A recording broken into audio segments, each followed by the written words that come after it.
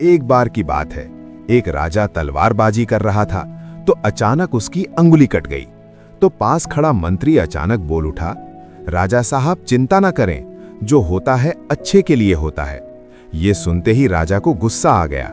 राजा ने उस मंत्री को कारागृह में बंद करने का आदेश दे दिया और कहा कि इसको फांसी पर चढ़ा दिया जाए।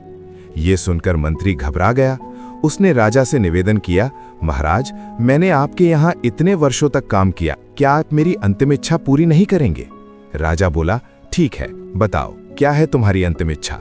मंत्री बोला, कृपया मुझे 10 दिन का समय दीजिए, उसके बाद आप मुझे जो चाहें वो सजा दे दीजिए।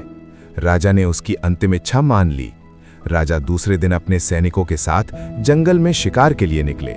राजा जंगल में अपने सैनिकों से बिछड़ गए और रास्ता भटक गए।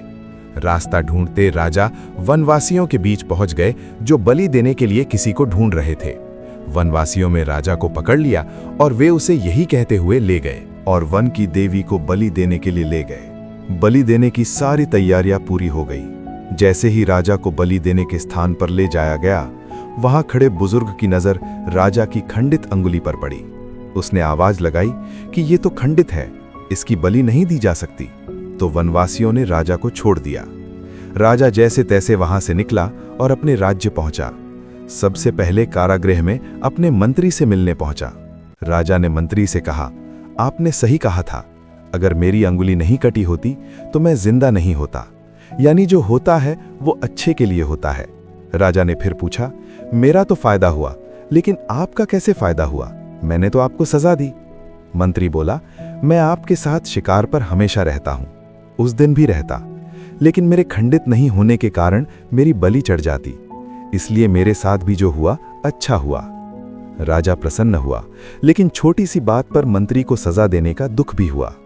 इसलिए राजा ने मंत्री को कारागृह से निकालकर फिर से अपने साथ रख लिया।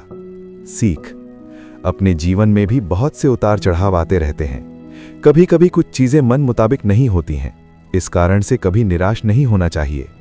जो होता है अच्छे के लिए होता है। हर परिस्थिति के प्रति सकारात्मक नजरिया रखना चाहिए।